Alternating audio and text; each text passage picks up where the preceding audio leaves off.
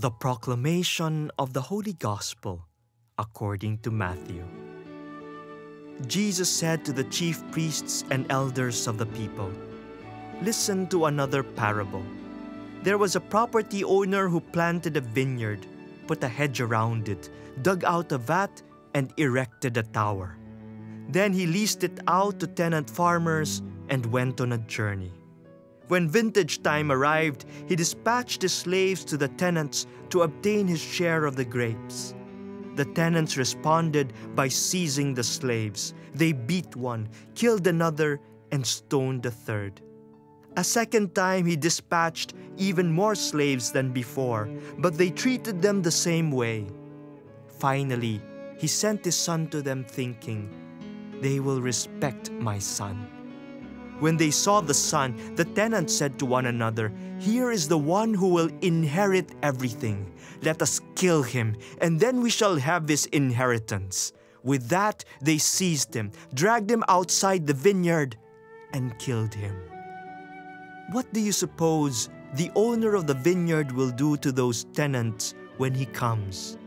They replied, "He will bring that wicked crowd to a bad end and lease his vineyard out to others who will see to it that he has grapes at vintage time." Jesus said to them, "Did you never read in the scriptures, 'The stone which the builders rejected has become the keystone of the structure. It was the Lord who did this, and we find it marvelous to behold.'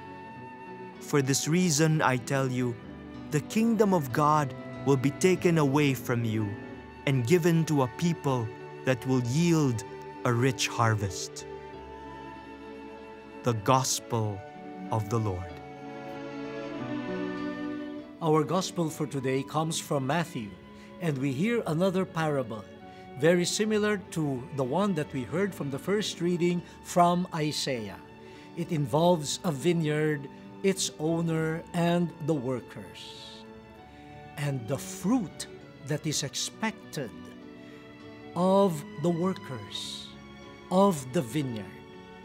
In the first reading, God, who owned the vineyard, who worked hard for the vineyard, and who protected the vineyard, and that vineyard is the house of Israel, was quite disappointed to see that his efforts did not bear the fruit that was expected. Sour grapes, wild grapes, instead of sweet, sweet grapes. And so God asked through the prophet Isaiah, "Is there more that I should do? Or is there something that I have not done for my people?" So the fruits of justice, of peace were lacking. Instead, violence, bloodshed. They don't seem to reflect the work of God in His vineyard. And in the second reading, St. Paul talks to the Philippians of the ultimate fruit that must be seen in our lives and in the church, the fruit of peace. But how do we harvest that? First, by turning to prayer. For prayer will turn our anxious minds and hearts into trusting minds and hearts. And peace comes to us when we approach the God whom we love and whom we trust. And also, Paul suggests the purification of our minds, of our thoughts, so that through the purity of our thoughts, our lives and our actions may redound to peace. So St. Paul seems to compare our interior life into God's vineyard. And through the work of God, through the work of God's Spirit and grace, we should bear fruits of peace. Now, the Gospel has a certain twist to the same parable from Isaiah and the same line of thought from the second reading. In this parable given by Jesus, we have the same setting as in Isaiah, the vineyard, and then the owner doing very well in securing the vineyard, preparing it, so that the workers could, with their enterprise, with their diligence, really produce good grapes. Now, one added element here is that the owner fully trusted the workers, so much that he was able to leave for a trip. He trusted them so much. Now, a time comes when the owner wanted to get his share of the harvest. He sent some servants to the workers. But the workers, wow, what did they do to the servants sent by the landowner to claim his rightful share? Oh, they killed one, they stoned one, no? They became violent. They did not want the messengers of the owner to be able to fulfill their mission, which is to be able to bring back home to the owner the fruits of his caring for the vineyard and the fruits also of his trust towards the laborers. When the landowner learned about this, he sent another set of servants, and the workers treated this second set in exactly the same way. Now, the landowner thought of sending his son. Look at how much he trusted in the workers. He thought, if I send my son, they will say, oh, this is the son. Let us respect him. He is the image of the owner. And so let us give to him the respect, the homage that we will give to the owner, that is due to the owner, and so also give him the rightful share. But what did they do? In their minds, here the second reading is very correct. In the minds of the workers, they thought, here is the one who will inherit everything. Let us kill him, and then we shall have his inheritance. And with that, they seized the son and really killed him. I can hear St. Paul giving a commentary on this. He's saying, you see, there is no peace. Violence was the fruit. And where did it start? In their minds, in their cunning minds, in their plotting minds. They thought of the son and said, he will inherit everything. Now, by killing the son, what was their goal? They wanted to claim the vineyard and the fruit of the vineyard. In the minds of these workers, they were no longer stewards. They were no longer caretakers. They were no longer servants and slaves. They already in their minds had decided, we want to be owners.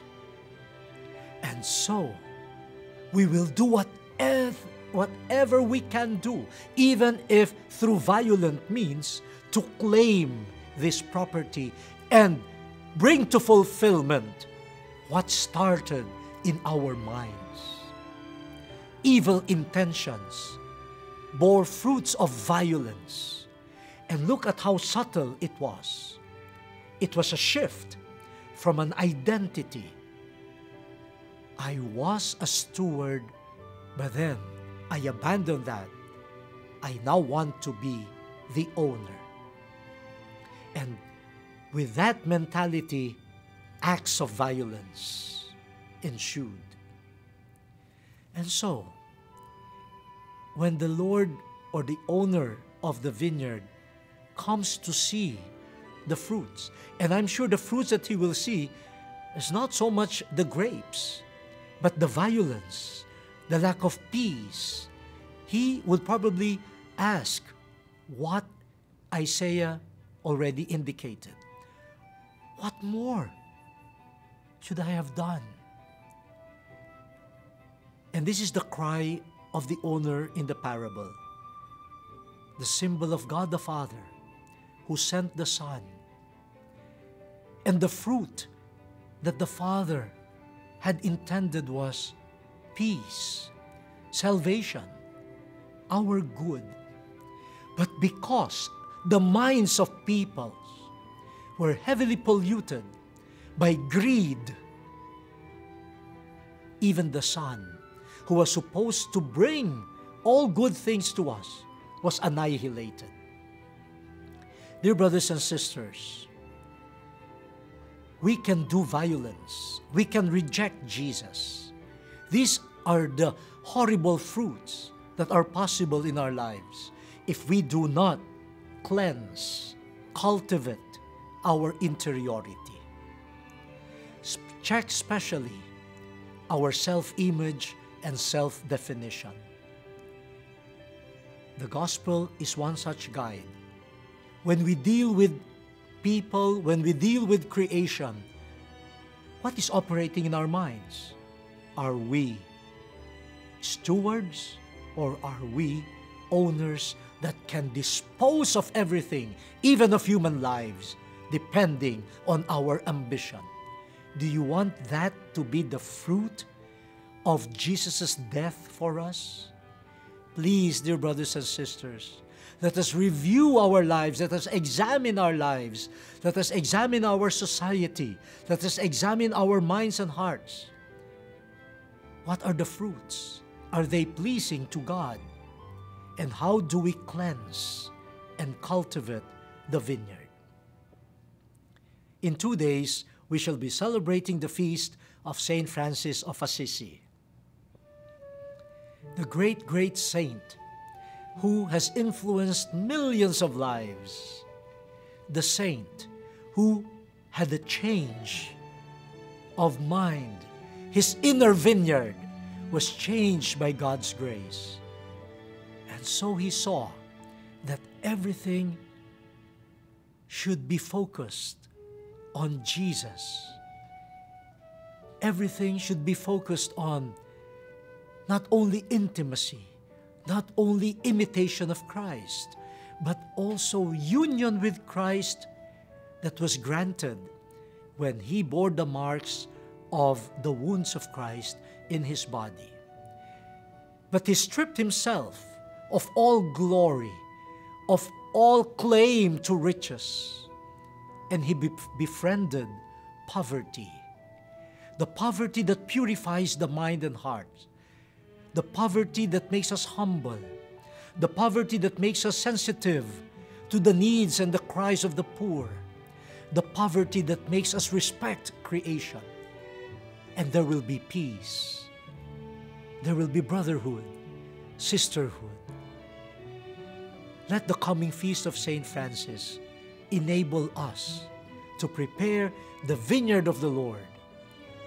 Lord, make me an instrument of your peace. May that be the great harvest in the vineyard of the Lord. The word has been exposed. Let us now fulfill it.